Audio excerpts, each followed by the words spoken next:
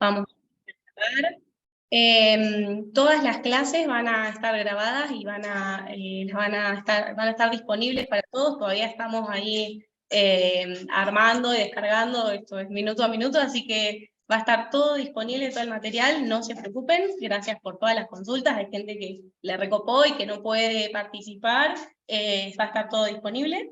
¿Qué más? Nada más. Sí, ahora vamos a arrancar con una presentación y por ahí les vamos a pedir que guardemos las preguntas para el final, porque estamos a 2 computadoras y a veces se pierde esa pregunta que quieren hacer, ese comentario, y no lo vemos, y estaría bueno que se lo anoten y lo guarden después para el final, así podemos debatir, porque bueno, vamos a estar hablando de varias especies, seguramente conozcan algunas, y está bueno todo ese enriquecimiento al final, ¿sí? ¿Se ve la presentación ahí? Ahí No puede... Pero no hay que poner todo. ¿Compartir? Ya te compartí. Pero... Pone. ¿No? Se ven entonces. Listo. ¿Y se ve así? Claro. No, pero ahí está. Perdonen, ¿eh? Pero pequeño. ¿Yo me veo? O... Bueno. Ahora sí. Buenas tardes a todos, mi nombre es Cecilia, y junto con mis compañeras Ailén y Clara vamos a estar hablando un poco de reconocimiento de especies nativas forrajeras del sudeste bonaerense. Nosotras somos parte de un grupo de investigación que trabaja en el CERSOS, en CONICET Bahía Blanca, y trabajamos en pastizales naturales. Nuestras 2 líneas de investigación son: con Clary trabajamos en restauración de pastizales degradados con especies nativas con aptitud forrajera. Y Ailén trabaja en el efecto de la sequía tanto en pastizales naturales como en pasturas comerciales. Bien, el objetivo, me dejé el cuaderno ahí, pero no importa, machete, no lo voy a usar, pero algo se me va a olvidar seguramente. El objetivo de esta mini clase es poder caracterizar o identificar algunas especies, ¿sí? Hicimos una selección, porque hay muchísimas, entonces hicimos esta selección de acuerdo a lo que a nosotros nos pareció más abundante, o más importante, o mejor forrajera. También hay algunas que no son forrajeras, que también están bueno identificar, cuáles son las pajas, ¿sí? Estas especies tienen una amplia distribución, o sea que nosotros nos focalizamos acá en el sudeste bonaerense, pero puede ser que estén presentes en otras provincias, y además, bueno, su abundancia relativa puede ir variando. Por ejemplo, como vimos ayer con Yani, las diferentes provincias fitogeográficas, las especies que estaban ahí tenían diferentes identidades, ¿sí? Entonces, estas especies que vamos a ir nombrando pueden ir variando su abundancia de acuerdo a en qué provincia fitogeográfica nos vamos a encontrar dentro de este sudeste bonaerense. Bien.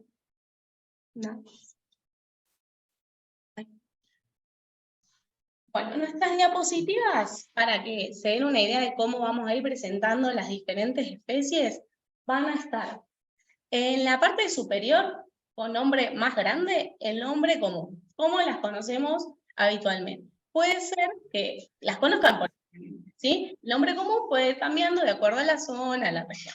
Abajo de ese nombre común, el nombre científico, que nos va a servir para identificar y para decir, sí, esto que nosotros le decimos POA, en otro lado es oirón no sé qué, por ejemplo, ¿sí? Eso nos va a servir el nombre científico.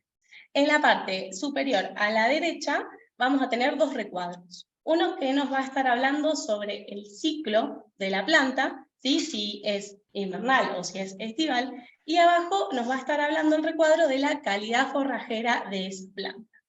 Repasemos un poquito lo que hablaron Pancho y Leti sobre el ciclo. Tenemos las invernales, que ellos se explayaron mucho, pusieron un cuadro de forraje muy bueno, en los que veíamos los meses del año y los picos de forraje de estas especies invernales.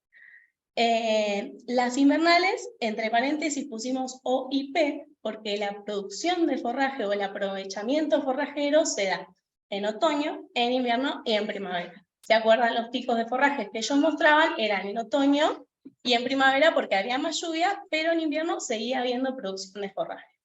A fin de la primavera, estas especies van a florecer y fructificar. Entonces, cuando vamos a salir a identificar a estas especies, sería en los meses de noviembre y diciembre.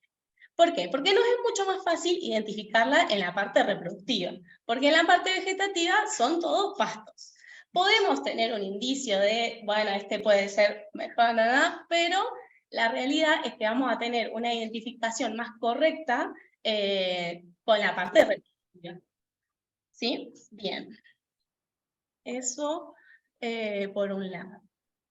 Bien, puntualmente para esta especie, Poa ligularis, que se ha mencionado, es una especie que es muy buena forrajera, puntualmente ligularis porque tiene una lígula muy grande, la imagen del centro en círculo, se ve una lígula muy característica, esto nos da un indicio, cuando lo vemos en vegetativo, nos dice, bueno, sí, es muy característico. Sin embargo, hay otras poas también que son buenas forrajeras, pero quizá no dan tanto cantidad de forraje, ¿sí? Pero igualmente está bueno tenerlas. Si están, no preocupa.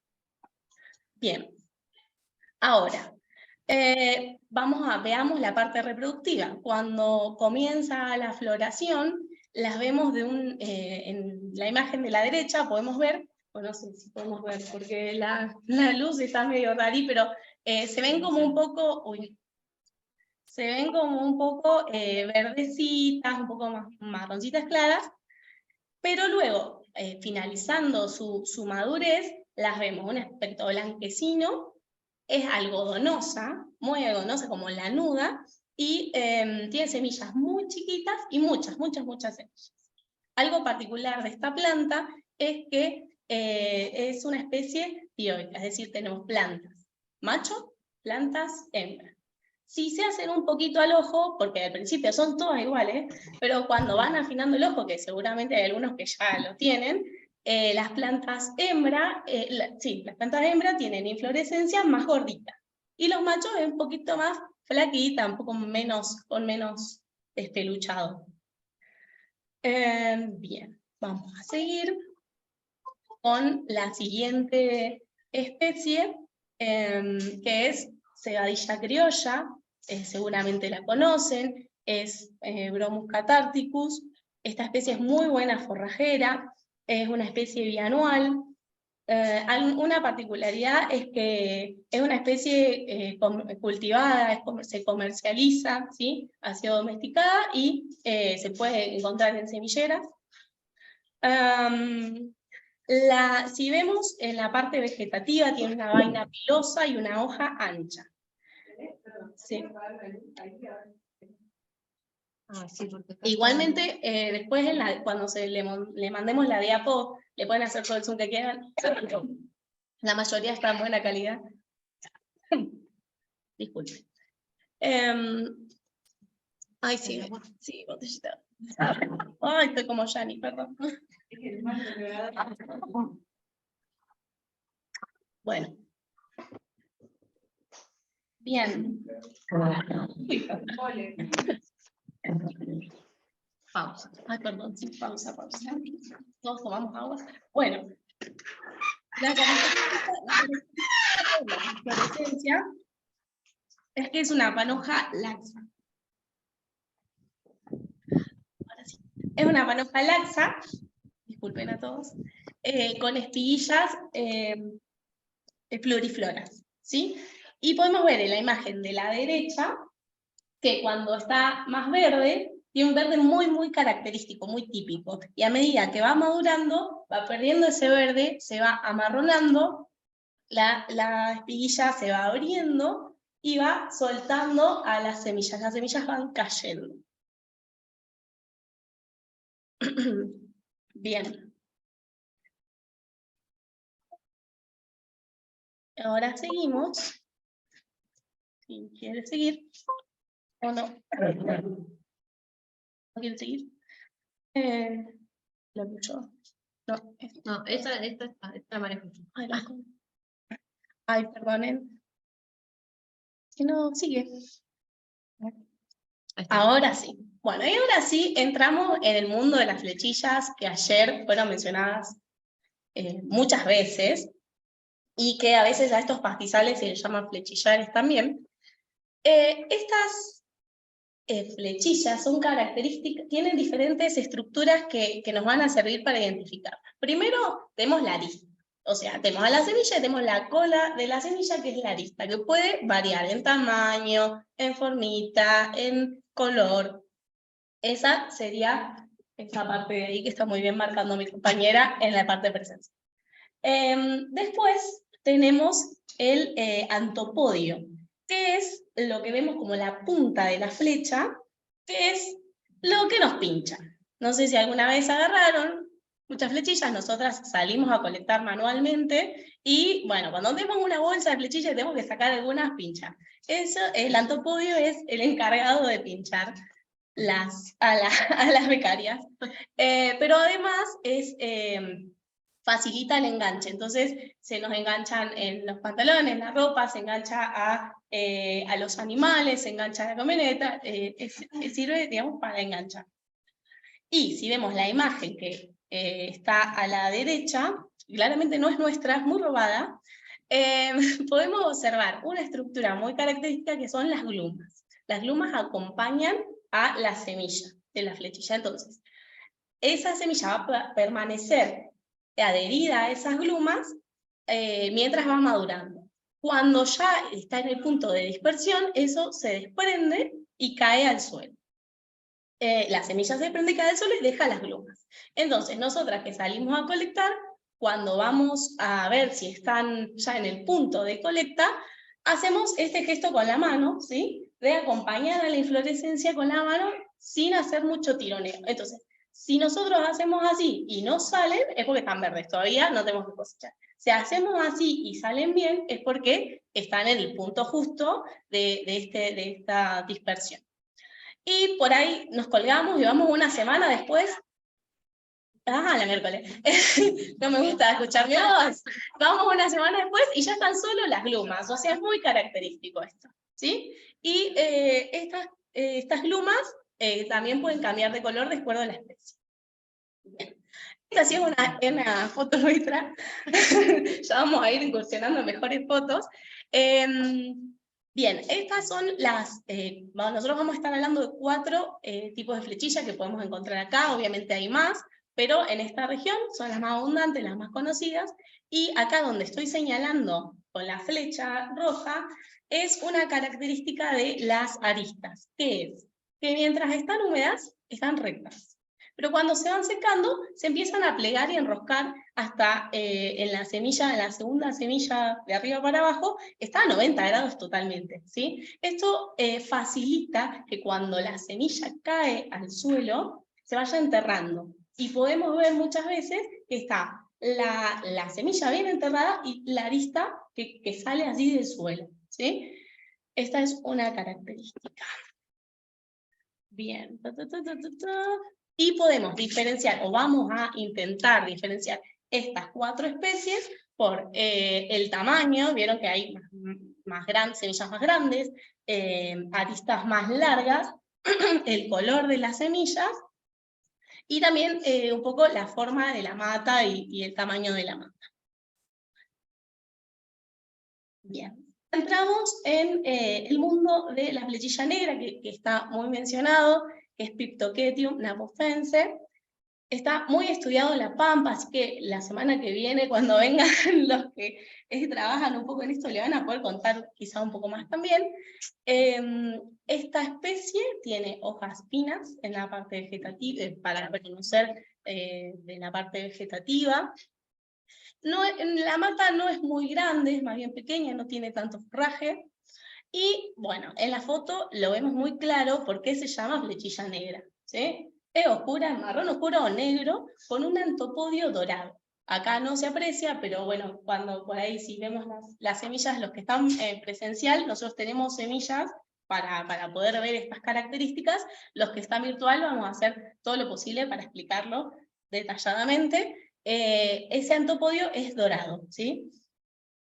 Y en la imagen de la derecha, con el fondo blanco, podemos ver que a nivel paisaje, que esa semilla negra contrasta muy bien. Digamos, podemos ver ese color de la semilla. Bien, seguimos. Dentro de las fletillas tenemos a las nacelas, que también se llamaban estipas. Esta particularmente es flechilla grande, nacela longiglumis o estipa longiglumis o estipa claracea, bueno, muchos nombres para la misma planta que ni se entera que tiene muchos nombres. Algo característico que nos permite diferenciarlo con flechilla negra es que la hoja es ancha, y en cambio flechilla negra dijimos que es finita. Después nos permite también diferenciarla con bromus en estado vegetativo, porque la vaina no tiene pelos, en cambio bromus sí tenía pelos. Obviamente muchas más, pero bueno, nos da un indicio. Lo vegetativo nos da un indicio de lo que puede ser. Y cuando vamos a la parte reproductiva, se llama, podemos asociar, flechilla grande, tiene la semilla más grande de las 4 que vamos a nombrar, y tiene la arista más larga de las 4 que vamos a nombrar. Y las matas son pequeñas, son erectas, y cuando lo vemos así una población grande, las glumas son grisáceas o blanquecinas. Eso es muy característico. Seguimos a la que nos podemos confundir, nacela neciana o estipa neciana, antes estipa neciana. Esta nos podríamos confundir, pero lo que observamos es que las glumas en este caso son violáceas. Se ve bien en la foto que nos robamos de la derecha, en la foto nuestra que está en el centro, que a nivel paisaje es muy, muy notorio que es violácea. Y además estas matas son más grandes, tienen un poco más de forraje y alcanzan unas alturas, mayores alturas que flechilla grande. Nosotros a veces hemos salido a cosechar y tenemos que cosechar a nivel del ombligo, del pecho, o sea, es alta. Puede llegar a alturas más superiores que la flechilla grande. Y la semilla no nos la vamos a confundir con Piptoquetium porque es clarita, no es negra. Sí, a veces pasa que sacamos así y vemos algunas negras y algunas no, pero cuando vamos a tocar las negras o las que están más violáceas están vacías. Entonces a esas no le damos bola, nosotros vemos las que están llenas. Y claramente no nos vamos a confundir con Piptoquetium o flechilla negra. Y la última de las flechillas que vamos a presentar es flechilla fina, que la vamos a asociar con cosas más pequeñas. Es decir, pensemos todo como un nivel más pequeño. Semillas más pequeñas, aristas más pequeñas, matas más pequeñas, de las 4 es la más baja está, y además la calidad forrajera es menor. Todo lo vamos a asociar con un poquito más bajo. Y algo muy característico de esta, cuando vemos poblaciones de tenuis, es que las aristas tienen un color cobrizo, parecen como andan medio despeinadas, pero la cabellera es cobriza y con el sol refleja muy bien, es muy, muy característico. Entonces, una sugerencia mía para si empiezan a identificar es la comparación, ¿sí? Está bueno tener las especies o tener alguna foto o alguna cosa, porque quizá vemos un individuo que quizá no es tan alto como yo pensaba, es más bajito, o la semilla es más chiquitita, y si yo comparo puedo ver lo que sí es o lo que no es. Entonces, bueno. Entonces, de arriba hacia abajo tenemos la primera, nacela longiglumis, más grande, mayor arista, se llama también flechilla grande, y la diferencia de nacela neciana, que es la de abajo, por el tamaño, pero también hay algunas particularidades que se van a ir haciendo el ojo, que es la forma que tienen y una línea de pelos que está bueno que veamos a los que estamos presencial. Pero bueno, los que están virtual ya mejoraremos las fotos con más pelitos. Después abajo, flechilla negra muy reconocible en comparación con las otras, y abajo en todo la más pequeña, flechilla fina, tenuis, que el color de las flechillas de la semilla puede variar entre marrones más claros o marrones más oscuros, ¿sí? Puede haber diferentes tipos de marrones. Y creo que... Y gracias. Ahora sigue mi compañero. Seguimos con otras. Bueno, buenas a las que están ahí virtual. Una aclaración que vale la pena hacer porque recién se conectó una señora que dijo que era de Uruguay. Entonces, el curso este está pensado para el sudoeste. Hay un montón de principios ecológicos de manejo del pastizal que pueden ser aplicables a otros pastizales, o puede ser que haya pastizales a los que no son aplicables. Hay que ver bien cómo funciona cada sistema. Pero las especies sí van a cambiar, ¿sí? Si vemos, estas 4 flechillas son las que son más frecuentes acá, en los alrededores de Bahía Blanca, en el sudoeste, sin contar Sierra de la Ventana, digamos. Si llegamos a Sierra de la Ventana, ahí ya hay muchísimas especies más de flechilla, muchísimas de la negra, muchísimas de la blanca, bueno. Entonces, hacer esa salvedad.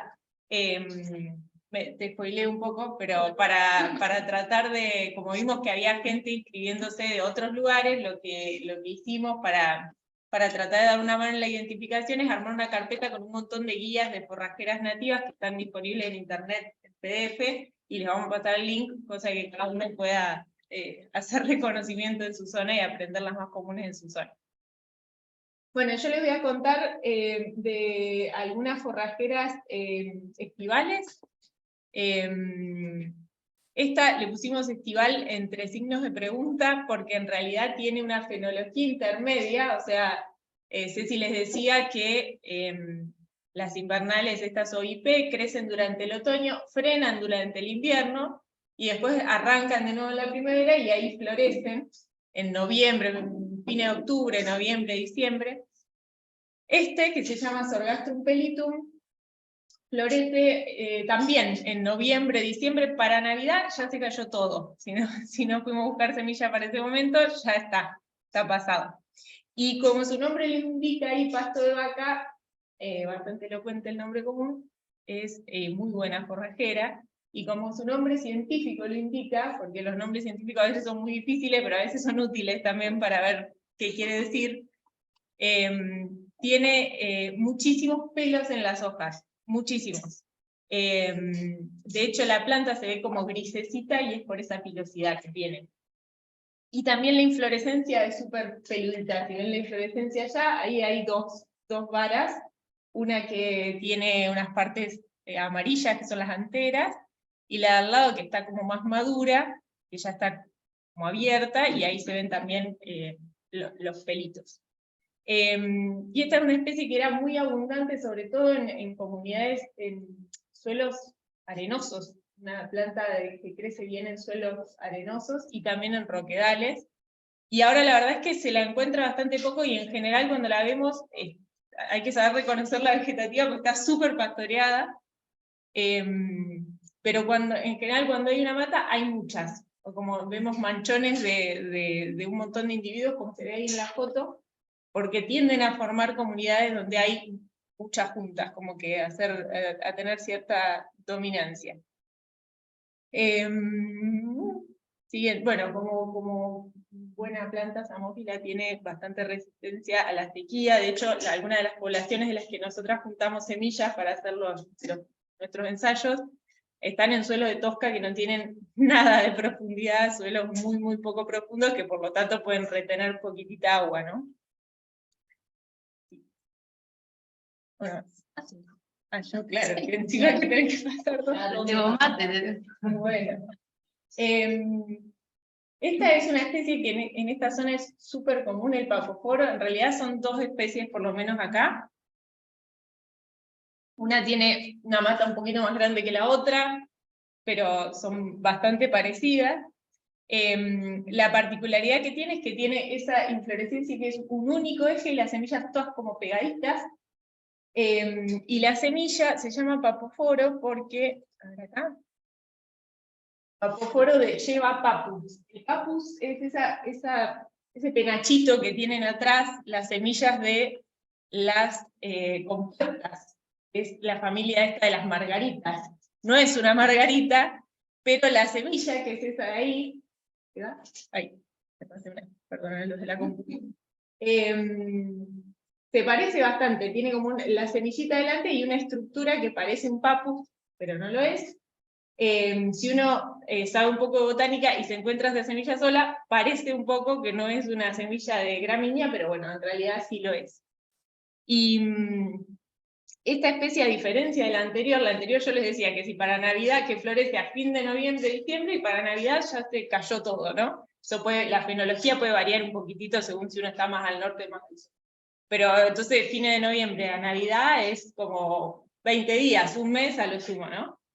Esta, en cambio, tiene un periodo de floración súper extendido. Empieza también como capaz que a fines de noviembre, en diciembre, sobre todo en diciembre, y ahora todavía está con varas, incluso con varas nuevas. O sea que es larguísimo. Siempre en el verano, que en esta zona hace mucho calor y llueve poco, las plantas pasan por un momento, sobre todo en enero, principio de febrero, que están ahí quietas, inmóviles, no hacen nada. En esa etapa no hay una floración tan abundante, pero sí hay distintas plantas que florecen así, desde diciembre hasta febrero, marzo, abril, seguro.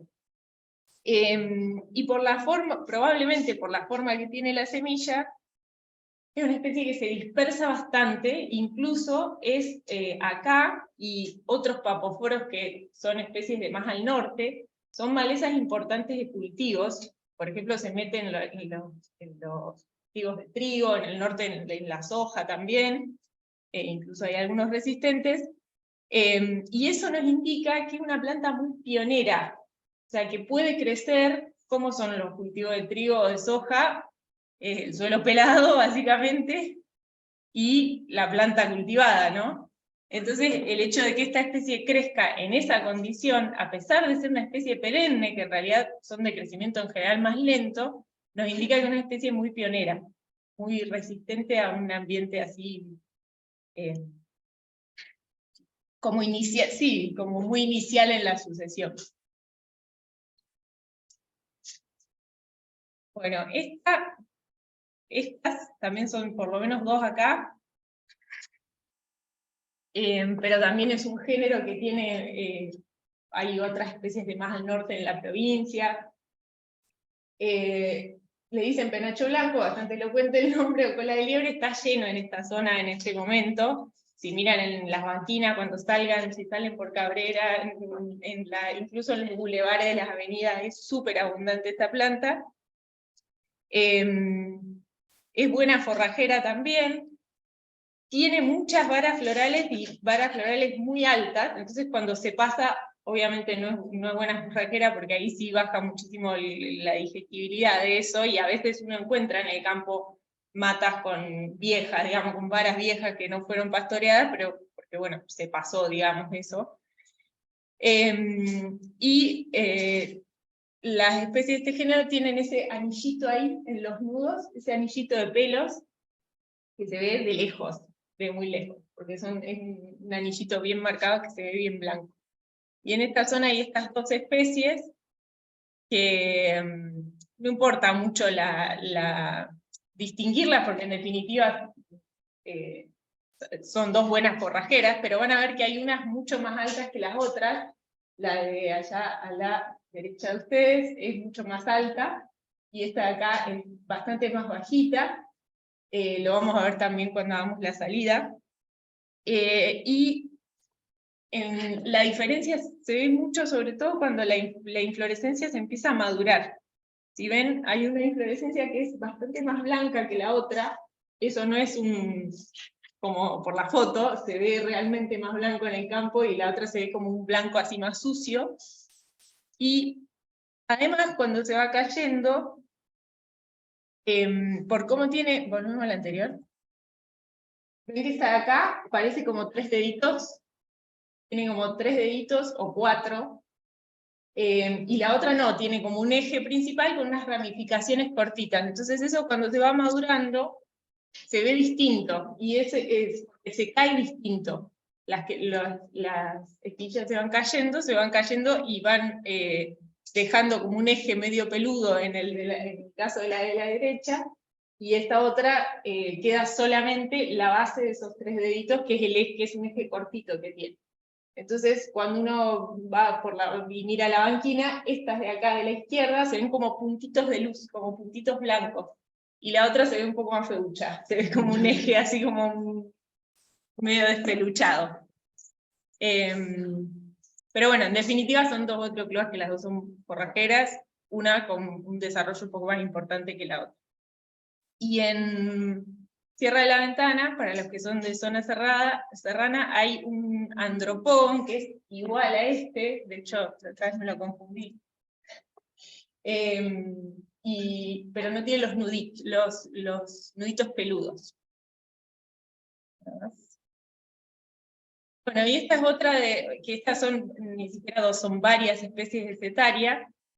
Hay una especie que se llama Setaria leucófila, que vamos a ver acá también cuando miremos la cosechadora en la salida, que está buena porque tiene un desarrollo bastante importante, y la característica de esta es que tiene esa inflorescencia que también es un eje con todas las semillas bien pegaditas. Las semillas son bien redonditas, esta está en flor todavía, pero la que está más sobre la derecha se le ven las semillas redonditas, y en la inflorescencia tienen setas, que son esos pelos que nacen entre las semillas.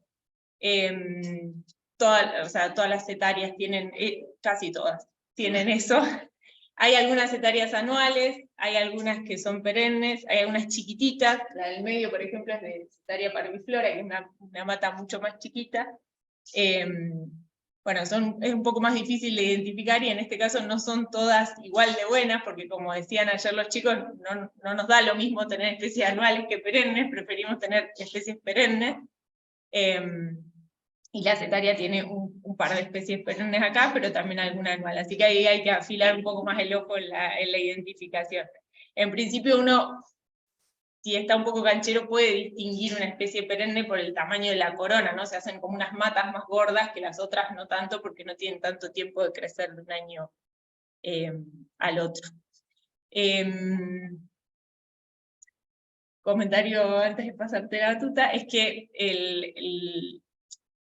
se dice en general que los pastizales de esta zona son más invernales, ¿no? Eso no quiere decir que no haya especies estivales que también son forrajeras. Lo que pasa es que de todas maneras el bache de forraje existe, porque estas especies son más de fin de verano o de otoño. Y además hay que ver, que lo hemos charlado con Pancho, cuál es la abundancia real de estas especies en los campos después, ¿no? Porque la zona del sudeste es una zona con un gradiente de precipitaciones re grande, entonces no es lo mismo alrededor de Bahía que 50 kilómetros al norte, o 80 para el sur. Y entonces, bueno, hay que ver, como decía Ceci también al principio, que aunque las especies por ahí estén, las abundancias, por naturales o por manejo, son bastante diferentes. Cuando vayamos a Anapostá vamos a ver también eso, cómo se puede como favorecer, ¿no? Vamos a ver cómo se puede favorecer más un pastizal más estival o un pastizal más invernal según el manejo. ¿No, Martín? Intentar. Bueno, era eso, ¿no? Bueno, y acá se termina el mundo color de rosa. Yo voy a hablar un poquito de aquellas especies que están consideradas que están consideradas con un valor forrajero intermedio o bajo o nulo. No, puedo. Sí, puedo. Entonces, bueno, estas especies, al igual que, como dijeron las chicas, va a depender mucho su presencia también del manejo. Por lo general, son especies que van a estar presentes en sitios que están sobrepastoreados o mal manejados, o que han presentado algún disturbio importante, ¿no? En el primer caso, vamos a hablar de jaraba plumosa, que también fue una estipa, ya cambió de nombre. Esta especie, dentro de las intermedias, es bastante... puede ser indicadora de un pastizal que está entrando en un mal estado, pero no estamos tan desesperados todavía. La característica principal para reconocerla, y por eso dejé esta foto, la idea era que la del fondo negro es la foto original, pero bueno, cuando uno la ve en el campo se ve como, sobre todo cuando está en estado de inflorescencia, ¿no? Se ve como una alfombra plateada, sobre todo si medio al trasluz, el atardecer, porque es característico de sus inflorescencias, estos pelitos, que se ven acá, ¿sí? Acá la foto no es tan buena, acá en el detalle, la semilla es una flechilla también, pero es muy finita, no tiene mucha diferencia en la longitud de la semilla de la arista, y bueno, estos pelos son así característicos, lo mismo que este ángulo de 90 grados. En general la planta tiene un porte bastante erecto, se ve ahí en la foto grande, las matas no son muy anchas y tampoco tiene mucha altura. Pero bueno, y es de ciclo invernal también.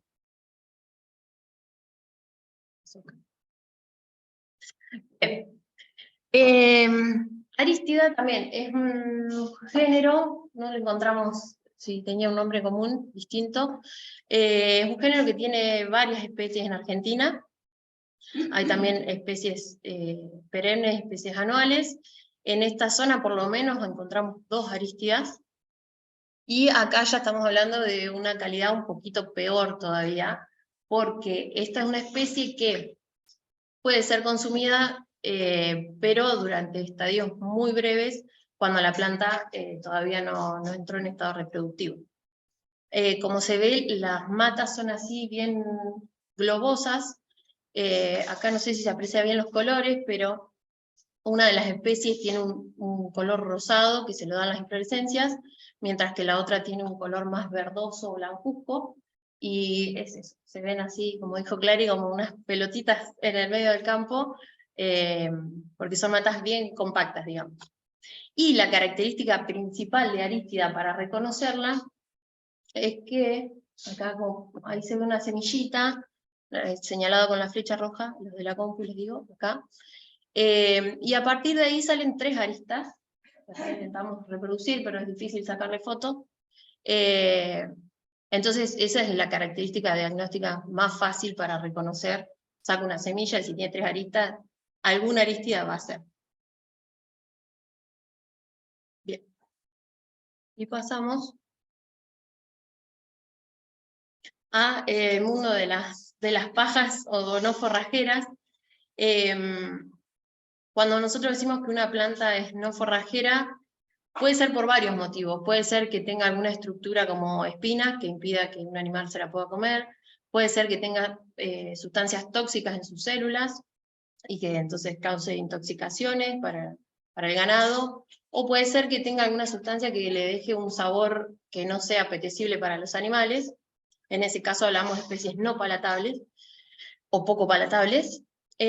O también lo que puede pasar es que en sus estructuras celulares haya mucho contenido de fibra y eso baje la digestibilidad, por lo tanto tampoco sean apetecibles para el ganado. En este caso, empezamos con, en realidad, paja vizcachera y pusimos amelicloa, pero hay muchos nombres comunes para las pajas, y hay varias amelicloas, por lo menos en la zona hay 3, amelicloa caudata, amelicloa brachiqueta y amelicloa ambigua. Gracias. La característica que las reúne es que pinchan. Si yo las toco, pinchan. Hay una que es caudata, que tiene unas hojas un poquito más anchas, y entonces pincha un poco menos, pero pinchan igual, aunque Clary dice que no, pero para mí pinchan mucho. Y las otras 2 especies tienen hojas muy finitas, muy erguidas y muy pinchudas. y pinchan más. Y como se puede ver acá, las semillas son muy chiquititas, tienen una gran cantidad de semillas, tienen una pequeña arista, pero para diferenciar las 3 especies, la verdad es que hay que ponerse a mirar con la lupa los pelitos que tienen, así que no es lo más simple, digamos. Esta, bueno, después otra especie muy común es la paja voladora. En este caso también son plantas que, si ustedes ven ahí en la foto, tienen forma globosa y bastante compacta. Cuando recién está rebrotando se la ve bien verde como la foto de arriba, y después toma un color más amarronado, y sobre todo tiene un color rosado. Si uno lo ve en el campo, son como un montón de pelotitas rosas, pero eso está dado por las inflorescencias.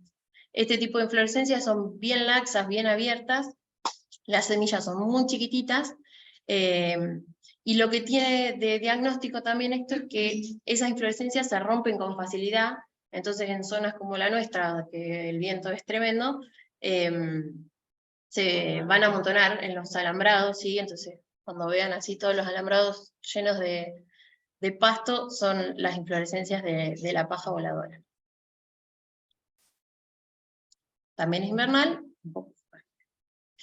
Y por último, creo, tenemos a Nacella tenuísima, al igual que la anterior, Nacella tricótoma, son parientes de las otras nacelas que habló Ceci hoy, forrajeras. Son semillitas que también van a tener una arista, pero en este caso muy chiquititas, acá casi que ni se ven. ¿Sí? Las semillas son muy chiquitas, trajimos algunas para mirar ahí. Y en este caso el aspecto de la planta es bastante distinto porque tiene un aspecto mucho más erecto, son plantas más altas, con matas más grandes. Hay quienes dicen que son lindas para ornamental, pero con valor forrajero es nulo. Y a diferencia también de la paja voladora que vimos antes, las semillas acá suelen quedar más agarraditas a la inflorescencia, ¿sí? No es que se dispersan tan fácil como en la otra. Por ahí, bueno, uno dice que son no forrajeras, pero justo como hablaban los chicos ayer, por ahí con algunas prácticas como el fuego, muchos productores usan estas especies igual cuando recién están rebrotando, están verdes, están blanditas, entonces bueno, suelen ser un recurso forrajero que se utiliza, sobre todo cuando no hay otra cosa, pero estas sí ya son indicadoras de una degradación mucho mayor que las primeras dos que vimos intermedias. Otra cosa que se suele hacer también es comerlas con altas cargas ganaderas, cosa de que no lleguen a desarrollarse en estado fibroso que adquieren cuando entran en estado reproductivo. Así que bueno, son dos prácticas que podrían ayudar a utilizarlo y que no sigan avanzando también en el campo. Bien.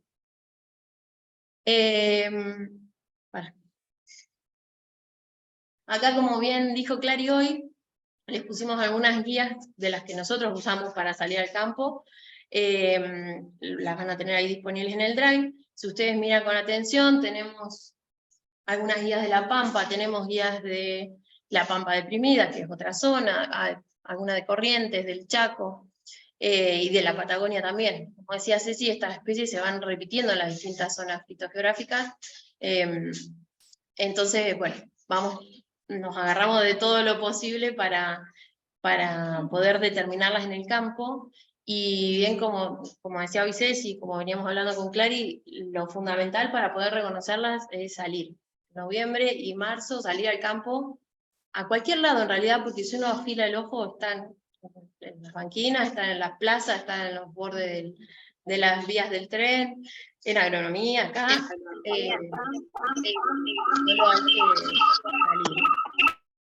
Sí, de hecho, por ahí para salir en un baldío, o en una banquina, o en una vía de tren, que son todos lugares que no tienen pastoreo, sobre todo las que son forrajeras, porque bueno, los lotes ganaderos por ahí en la zona son menos abundantes, y además pueden estar pastoreados, entonces pueden no tener la inflorescencia, y ahí es más difícil ver cuál es cuál, digamos.